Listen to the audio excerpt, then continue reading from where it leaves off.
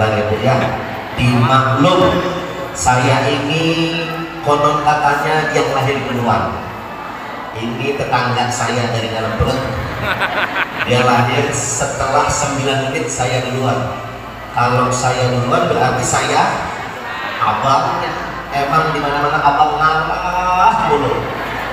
Dari awal assalamualaikum sampai mukaddimah kalimat pembuka, dia bicara sampai kurang lebih 15 menit sendirian. Padahal kami janjian ngomongnya 5 menitnya. 15 menit ngomong sendirian. Saya ngomong, dia ngomong, tapi enak bengongnya saya manfaat. Bengongnya saya Pak sambil mikir, ntar gua ngomongin apa ya? Nyambunginnya ke sini. Dia ngomongnya kelamaan, bilang yang saya pikirin. Nasib jadi anak baru. Tapi enak Bu, kami memang dari kecil sudah diajarkan saling berbagi Pak. Dari kecil baju harus sama. Wah, dari kecil sampai udah dewasa aja.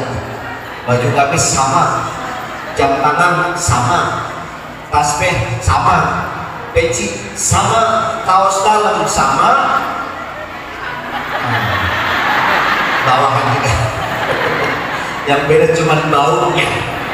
Ya Allah, itulah prinsipnya anak kembar Bu. Bahagiamu kan begitu ya. Kalau orang Jakarta ngomong seneng lo, seneng gue. Bahagia lo, bahagia. Masalah lo, masalah. Derita lo, iya derita lo. Gak mau rugi. Duit lo, duit. Istri lo, istri gue. Aduh, enak banget tuh ya. Astagfirullahaladzim. Ya Allah, jadi ngalor ngidul ini gara-gara dia bicaranya lama ya Bu ya.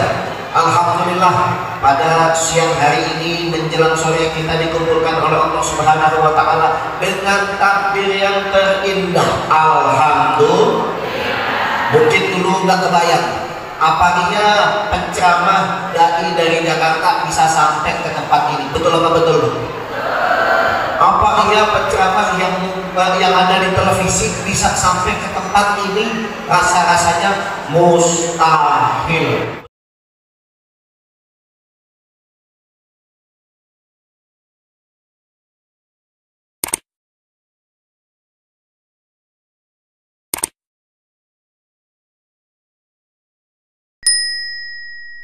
Betul Bang? Jauh banget ya Allah. Ya Allah jauhnya. Tapi alhamdulillah sekarang ini kegiatan dakwah sudah mulai dari segala sisi. Bismillah, dengan nama Allah dimulai lagi. Memang PPKM sudah mulai diturunkan levelnya, maka dari sini kita mulai berkegiatan lagi pelan-pelan, tapi tetap dengan memprioritaskan kesehatan masing-masing. Insya Allah.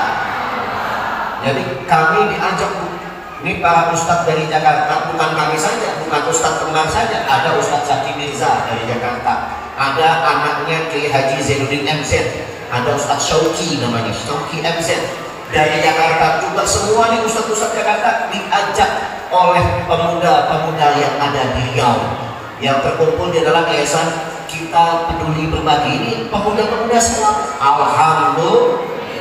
Di sini tadi barusan kita dengarkan kalimat sambutan dari wakil ketua dari yayasan Kita Peduli Berbagi, Ustadz Muhammad Nasir. Dan tidak sampai di situ, juga bekerja sama dengan yaitu organisasi Badan Komunikasi Pemuda Remaja Masjid Indonesia wilayah Rokan-Hulu.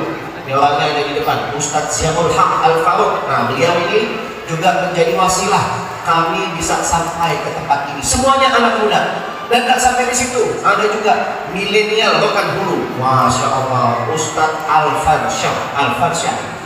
Beliau milenial Rokan-Hulu. Masya Allah, ibu biar kenal. Bu, kalau punya anak perawan, jangan jauh-jauh jodohkan sama anak-anak soleh ini Bu. Amin. Amin ya Rabbal. Ini anak-anak muda semua di sini. Semua pemuda-pemuda yang aktif di dalam kegiatan agama. Alhamdulillah. Saya mau tanya sama ibu, kira-kira kita bangga atau tidak melihat pemuda-pemuda kita aktif di dalam agama? Bangga atau tidak? Kita dukung atau tidak ketika kita melihat anak-anak muda semua semangat di dalam dakwah? Dukung atau tidak? Dukung. Karena apa yang mereka lakukan, kita ada di belakangnya, insya Allah menjadi sebuah sinergi, menjadi sebuah kesinambungan. Mereka dapat pahala dalam dakwahnya, pun kita mendapatkan pahalanya sama. Alhamdulillah. Oleh karenanya sebelum saya mulai dan saya lanjutkan kajian kita pada siang hari ini, saya mau mengajak ibu-ibu semua dan bapak-bapak kita baca sholawat kepada Nabi Muhammad. Kalau tadi ada tim hadroh dari bidadari-bidadari surga di masjid ini, Masya Allah, konsidahnya luar biasa. Ini sholawat-sholawat yang beliau baca luar biasa. Saya juga kepengen dapat pahala sholawat. Kita bersolawat bersama-sama, insya kita sholawat sambil bapak-bapak dan ibu-ibu. Tadi kita sudah berkomitmen, kita dukung pemuda-pemuda, kita dukung mereka yang bergerak di dalam kegiatan dakwah. Oleh karenanya sambil sholawatan, nanti ada panitia berkeliling, kita keluarkan infak kita masing-masing. Ibu-ibu tangan kanan masukin kantong, ayo ambil yang warna merah, yang warna merah. Kalau nggak ada merah, yang warna biru, yang warna biru. Kalau nggak ada biru, jangan yang warna abu-abu, itu cuma 2.000. Pokoknya kalau ada, pinjam sama yang sebelah. Karena siang ini jangan sia-siakan kesempatan kita bertemu di silaturahim dalam ridho dan rahmatnya Allah Subhanahu wa Ta'ala. Insya Allah setiap amal kebaikan dilipat gandakan. Amin ya Rabbal. Sambil baca sholawat semuanya ikuti, sambil kita berinfak di jalan Allah Subhanahu wa Ta'ala, kita persembahkan dalam mendukung gerakan yayasan kita berbagi program Al-Quran One Home One Al-Quran. Sama-sama. Pokoknya tebel, dompetnya tipis. Oh enggak, dompetnya tebel semua di sini. Alhamdulillah. Pokoknya ibu-ibu kalau nyari jodoh, jodohkan sama anak-anak hadroh. Kenapa? Lihat ya anak-anak hadroh, dia ngumpul pakai rumus. Ada pukulannya tadi dung-tek gitu. Ada juga dung tek gitulah pokoknya ya. Pukulannya aja dijaga, apalagi hati anak-anak ibu. Bu, enak gak sholawatan? Alhamdulillah. Karena di dalam sholawat mengandung nama yang dimuliakan Allah Subhanahu wa Ta'ala, yaitu Nabi kita Muhammad Sallallahu Alaihi Wasallam. Bahkan kita dapat pahala berlipat ganda. Kita bersholawat 1 kali lewat mulut kita, Allah membayar pahalanya 10 kali.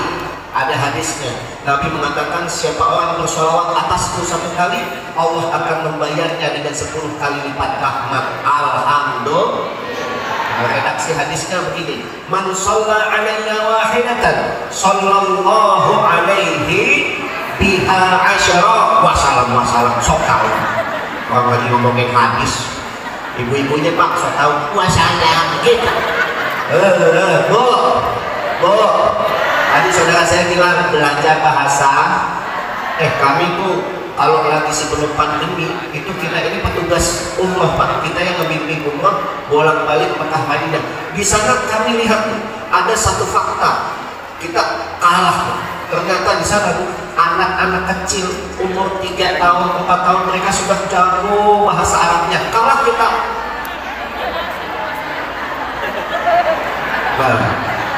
Mikirnya telak. Anak asli begitu ya. Ini saya ngetes fokusnya ibu-ibu masih fokus apa enggak? Ibu fokus enggak? Masih semangat enggak? Soalnya kalau di Jakarta nih, kalau ustadznya ceramahnya lurus Pak, ustadznya ceramahnya lurus, insya Allah ibu-ibu juga matanya ikutan lurus. Alhamdulillah. Ustadznya ceramah setengah mati, ibu-ibu, bapak-bapak, mari sama-sama kita bertakwa kepada Allah Subhanahu wa Ta'ala. Ceramahnya setengah mati, ibu-ibu juga sambil mendengarkan setengah mati. Telah ibu-ibu, tapi bukan ibu-ibu sini, bukan. Di sini ibu-ibunya semangat semua. Alhamdulillah. Saya lagi ngomong ibu-ibu di kampung saya, ibu-ibu di kampung saya, di kampung aku. Oh, alhamdulillah. Bu, Bu, pokoknya kalau semangat kami pun tertular semangat. Alhamdulillah. Bapak-bapak yang dimuliakan Allah Subhanahu wa taala, kumpulnya kita di sini di rumahnya Allah. Coba kita sama-sama tengok ke atas, tengok ke kanan, tengok ke kiri. Masih ada yang perlu kita ikut turun tangan. Betul apa betul? Tadi barusan dijelaskan bahwasanya masjid ini masih jauh dari sempurna. Tapi kira-kira saya mau tanya nih sama ibu-ibu, bapak-bapak, kalau di wilayah kita ada masjid yang indah, megah dan kokoh berwibawa, kira-kira kita bangga atau tidak? Senang apa enggak kalau kita melihat masjid kita megah? Maka wajib dari kita semua untuk partisipasi, ambil kesempatan sama-sama membangun rumahnya Allah Subhanahu. Siapa yang membangun rumahnya Allah, maka Allah juga akan bangunkan rumahnya yang melebihi keindahan manapun nanti di surga. Amin ya rabbal alamin. Bu, ini saya datang ke sini jauh dari Jakarta. Kami begitu sampai di tempat ini, Bu, memang cuacanya agak panas ya, Bu ya. Cuacanya panas, kami dibawa bersama panitia masuk kota, keluar kota, jadi kami merasakan kayak aura orang kota. Masuk desa, keluar desa, kayak orang desa. Masuk kampung, keluar kampung, kami merasakan layaknya seperti orang kampung. Masuk hutan, keluar hutan, kami merasakan ini pasti orang hutan ini. Bukan, kita jalan di mana-mana hutan, kebun sawit, masya Allah, semuanya sawit, berarti semuanya insya Allah di dalam keadaan yang sejahtera. Amin ya rabbal. Bu, semangat ngaji ya Bu ya, semangat ngaji ya Bu ya. Memang Pak, kalau di satu tempat, di satu wilayah, memang kebanyakan ibu-ibu yang lebih bersemangat daripada ketimbang bapak-bapak. Betul nggak Bu? Lihat bapak-bapak ikut pengajian, sholat 5 waktu, peciknya itu aja, peciknya hitam lagi, diundang tahlilan, peciknya hitam lagi, diundang selamatan, peciknya hitam lagi, sholat zuhur, sholat asar, sholat maghrib, isya dan subuh, peciknya itu lagi, yang hitam jadi coklat, yang putih jadi kuning. Coba tengok ibu-ibunya, Bu, banyakkan mana peci bapak-bapak dengan jilbabnya kerudung ibu-ibu. Di lemari kebanyakan sarungnya bapak-bapak, apa mau kena jilbab kerudungnya ibu-ibu? Ibu-ibu Pak. Mereka ini dalam 1 tahun bisa ganti seragam 4 kali. Lihat, ada yang kuning-kuning, ada yang pink. Wah, masya Allah. Mereka dirajin Pak ibu-ibu. Cuman kalau kena angin, sepoi-sepoi, itu jilbabnya bunyi tang. Masih boleh hutang. Jadi kalau ketemu gitu, ya Allah, kita seragaman yuk, ayo seragaman. Gak apa-apa, dicicil aja, dicicil. Udah, ada cicilnya sehari 5.000, ada yang cicilnya sebulan 15.000. Kenapa saya tahu? Kelakuan ibu saya begitu juga. Sama ibu-ibu di sini sama ibu di Jakarta. Mereka kepengen tampil indah dan menarik. Masya Allah, itulah semangatnya ibu-ibu. Alhamdulillah. Apalagi semangatnya ibu-ibu? Kita bisa lihat Pak, kalau lagi sholat taraweh bulan Ramadan, sholat taraweh, yang menyiapkan makanan pasti ibu-ibu, yang membereskan makanan juga pasti ibu-ibu. Tapi hebatnya ibu-ibu, sebelum azan isya berkumandang, mereka sudah merapihkan mukena dan sejadah di masjid berbaris. Ini ibu Kokom, ibu Romlah, ibu Maimunah, ibu Adik.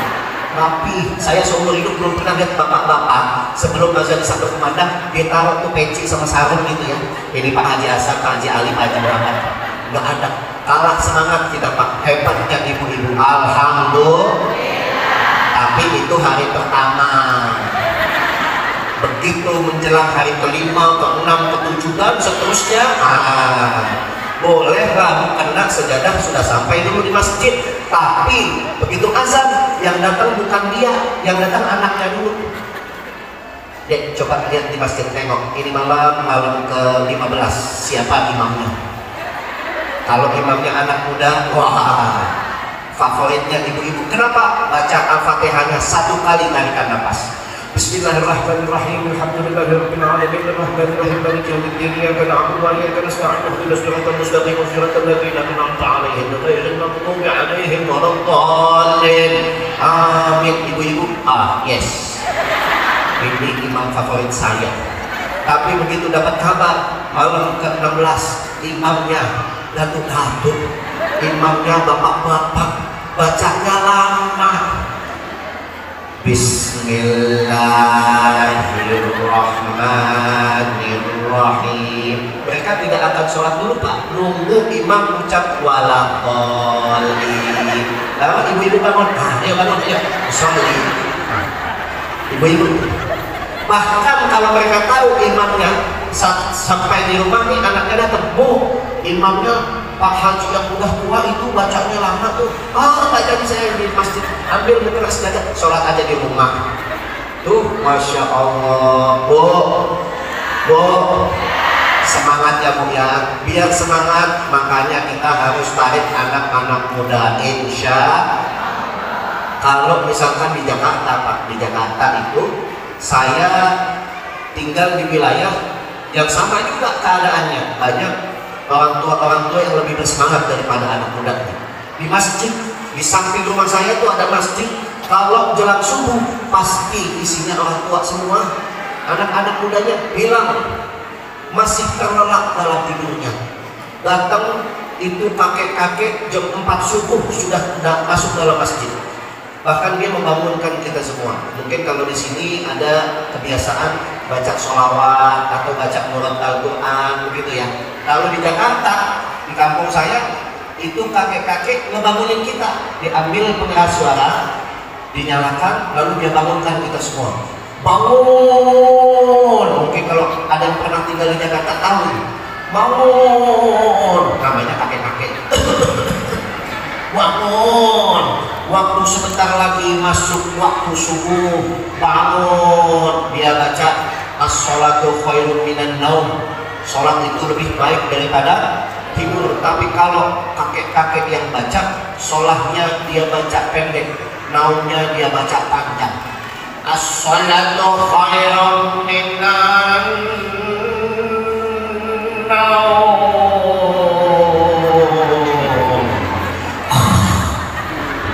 Kalau anak muda enak, sholatnya panjang, naumnya jangan terlalu pendek. As-sholatu khairun minan naum. Sholat itu lebih baik daripada tidur. Enak kalau anak muda.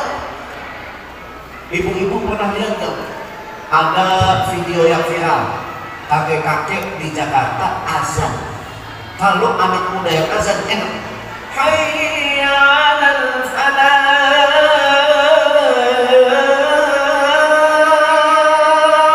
Masya Allah.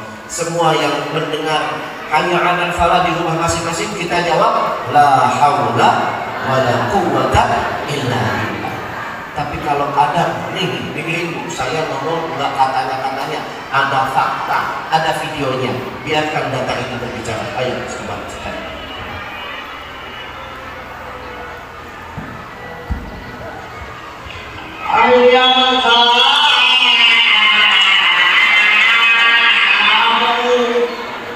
Ada ujungnya, dengerin, ada ujungnya.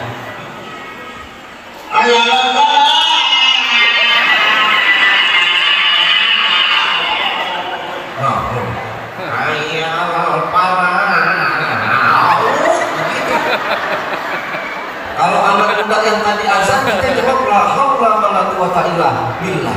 Kalau kakek-kakek yang tadi, ayo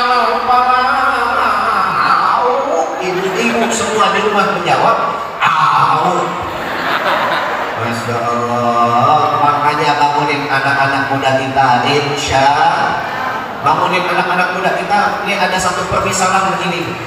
Na'udzubillah min andai-andai, andai kata di samping rumah kita tetangga ada kebakaran, musibah kebakaran, anak kita lagi tertidur, kita ngapain tuh anak kita? Kita bangunin kan? Nggak bangun, kita apain? kita siram pakai air, nggak bangun juga. Kita apain? Kita cewek, bahkan kita gendong, kita seret dia. Yang penting dia selamat dari api kebakaran. Itu api dunia. Bagaimana kita pikirkan ancamannya? Api neraka. Perintahnya Allah, qu anfusakum wa ahlikum nar. Jagalah diri kalian dan keluarga kalian dari api neraka. Meninggalkan sholat dengan sengaja, ancamannya kutiba ismahu fi babin nar, tercatat namanya, terukir abadi namanya. Di mana? Di depan pintu gerbang neraka. Kalau ada orang yang meninggalkan sholat dengan sengaja, dicatat namanya, terukir namanya, dan sulit dihapus kecuali dia taubatan nasuha. Na'udzubillahi min dzalik. Oleh karenanya anak-anak muda kita, ayo sama-sama kita bangunkan. Kalau lagi azan, ayo bangunin anak-anak kita. Jangan ada, oh kasihan, besok pagi anak saya sekolah, oh kasihan, nanti pagi anak saya sudah mulai berangkat kerja. Tinggalkan tuh rasa kasihan. Lebih harus kita perhatikan, daripada dia diancam dengan api neraka, maka mendingan kita bangunkan dia untuk bisa sholat berjamaah di masjid, insya Allah. Makanya kita bangun semangat dari diri kita dulu. Ibda bin nafsik. Kita mulai dari diri kita. Kalau mau pengen punya anak rajin sholat, maka orang tuanya pun juga harus rajin sholat. Kepengen punya anak rajin ngaji, maka orang tuanya pun dulu harus rajin ngaji. Kepengen anaknya rajin baca Quran, ibu-ibunya juga harus rajin baca Quran. Kepengen anaknya jadi penghafal Al-Quran, maka orang tuanya lebih dulu memulai untuk menghafal Al-Quran. Gitu. Sebab kita hidup di dunia ini, sebagaimana disampaikan oleh ketua kita tadi, bahwasanya Al-Quran itu pedoman hidup kita. Yang kita kepengen meninggal di atas ridha Allah Subhanahu wa Ta'ala, meninggal di atas kalimat Al-Quran, dan juga meninggalkan dunia ini dengan menjadi sahabatnya Al-Quran. Sebab yang namanya Al-Quran itu menjadi penyelamat kita, bukan hanya di dunia, tapi juga di akhirat. Wa minallah liman ittaba'al Quran la yudillu fid dunya wa la yasqa fil akhirah. Yang namanya orang yang bersahabat dengan Quran dapat jaminan dari Allah, gak bakal dia tersesat di dunia, dan juga gak bakal dia merugi sengsara di akhirat, insya Allah. Makanya anak-anak kita yang kecil-kecil ini, ibu-ibu lagi ngaji, ibu ajak, gak apa-apa, dia lari-larian, dia keliling-keliling, dia mau kemana-mana, terserah, biarin. Dia mau jajan pop ice, biarin aja. Yang penting ikut dulu hatinya kepada masjid, bikin dia cinta dulu ikut ke dalam masjid, sehingga nanti dia menjadi orang yang betah untuk berlama-lama di masjid, insya Allah. Sebab kalau anak-anak kita yang kecil nggak kita bawa ke tempat baik-baik, nggak kita didik dengan pendidikan agama, nanti begitu besar tiba saatnya dia ditunjuk jadi imam. Misalnya di sini imam besar kita berhalangan lagi sakit, misalnya. Terus tiba-tiba anak kita ditunjuk sama keluarga, ayo kamu anaknya Pak Haji ini, ayo pimpin sholat. Gak taunya ini anak waktu kecilnya gak pernah diajarin ngaji, gak pernah dibawa ke pesantren, sekolah umum, tapi gak ada ikut majelis taklim. Akhirnya begitu dia dewasa, surat-surat pendek yang dulu pernah dihafal sama kecil hilang begitu saja. Begitu pimpin jadi imam, Bismillahirrahmanirrahim, Alhamdulillahirabbil alamin, sampai walaqaddin, amin. Dia baca surat yang pendek, Al-Maun. Bismillahirrahmanirrahim, ara'aital ladzi yukadzibu bid-din, fadzalikal ladzina an'amta 'alaihim ghairil maghdubi 'alaihim waladdallin. Ibu-ibu di belakang kayaknya bingung, kita amin lagi nih, tadi udah amin, jadi amin lagi, gak apa-apa, biarin imam baru, anaknya Haji Anu, udah ayo kita amin, biarin semangat jadi imam, amin. Begitu amin, baca surat lagi, ibu-ibu amin, nanti saya mesti baca surat lagi, surat apa ya? Oh kuliah dibaca sama dia, Bismillahirrahmanirrahim, Qul ya ayyuhal kafirun la a'budu ma ta'budun wa la antum 'abiduna ma a'bud wa la ana 'abidun ma 'abadtum wa la ana abidum ma abadtum wala ana abidum ma abadtum wala antum abiduna ma a'bud wala ana abidum ma abadtum. Dia bingung ayat penghabisannya apa gitu. Wala ana wala antum wala antum wala ana. Ibu-ibu di belakang bantuin. Lakum. Iya lakum. Lakum dinukum walakum.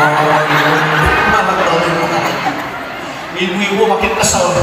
Amin lagi kita 3 kali nih. 4 kali kita amin, kita sambit ya.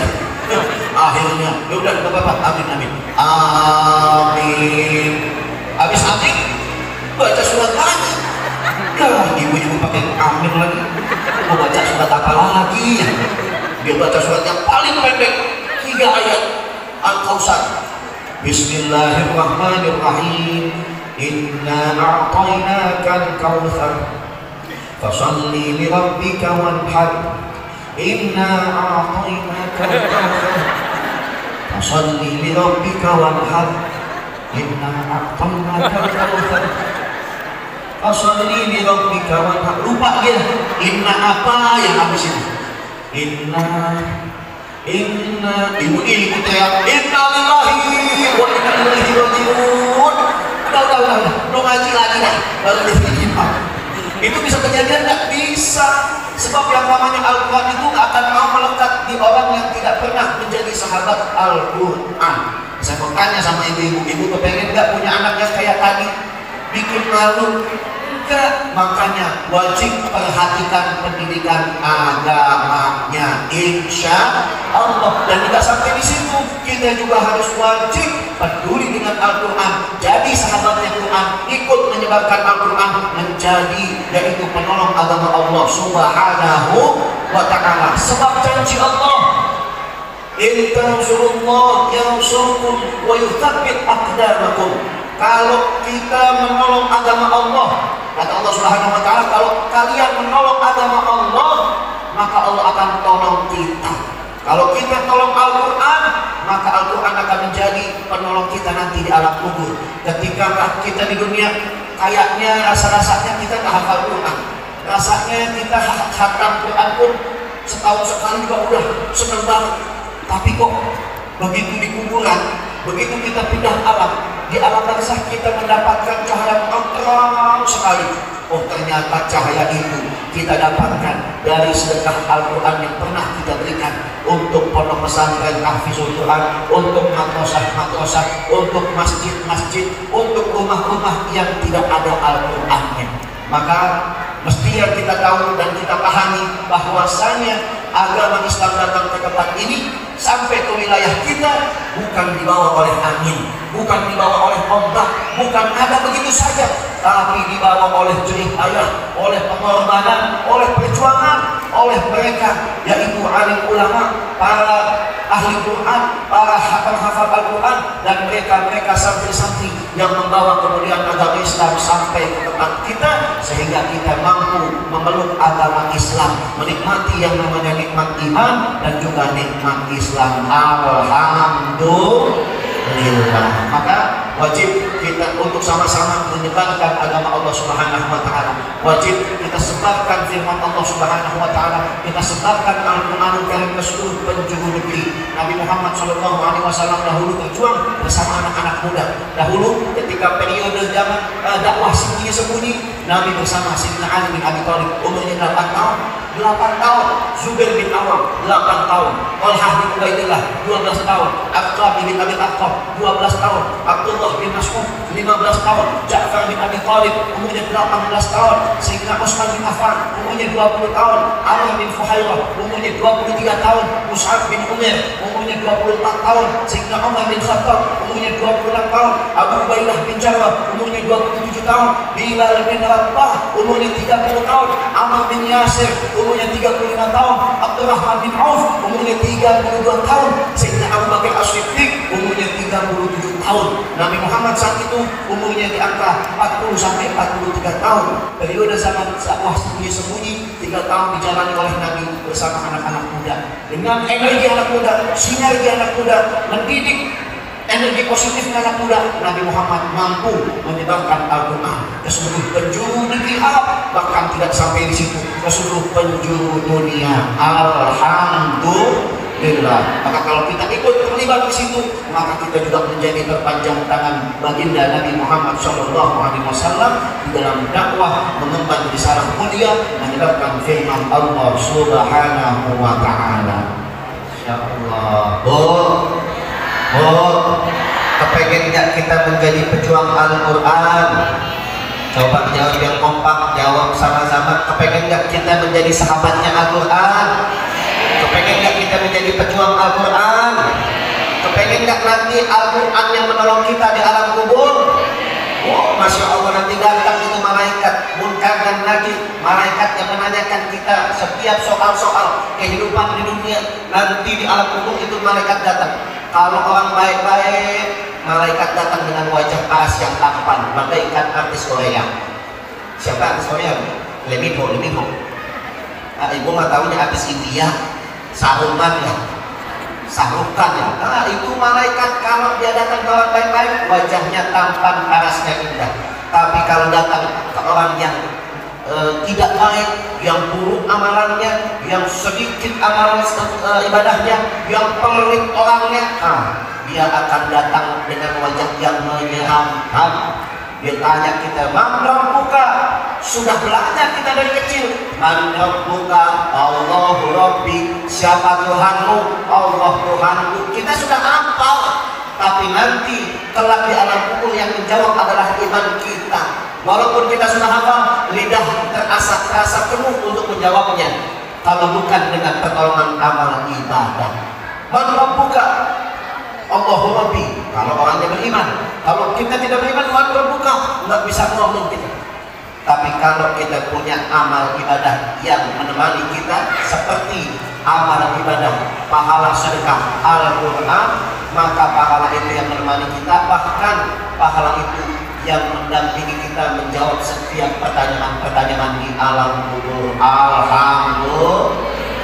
Ayat ibu yang dimuliakan Allah Subhanahu wa Ta'ala.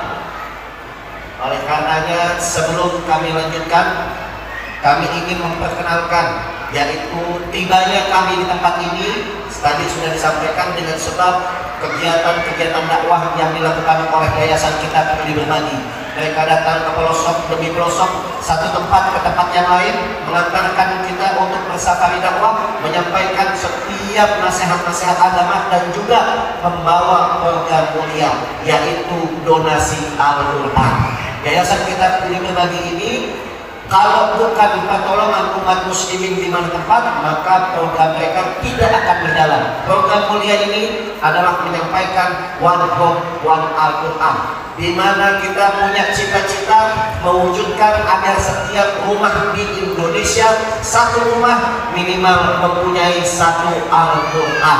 Di rumah kita sudah ada Al-Quran, di masjid-masjid kita sudah ada Al-Quran, tapi masih banyak di ujung sana, di pelosok sana, di daerah terpencil dan jauh di sana, mereka jauh dari Al-Quran, tidak sampai Al-Quran kepada mereka. Ada di madrasah-madrasah, ada di masjid-masjid, tapi Al-Qurannya sudah mulai rusak, halamannya banyak yang sobek. Oleh karenanya, program Yayasan Kitab Peduli Berbagi membawa program sedekah Al-Quran. Bagaimana caranya? Ibu-ibu, bapak-bapak, mohon waktunya sejenak. Kita sedikit berkenalan dengan Yayasan Kitab Peduli Berbagi, apa yang dijalankan, bagaimana gerakan mereka. Kita sama-sama lihat di tampilan video yang ada di depan. Mungkin sambil menunggu kita bisa sama-sama silakan.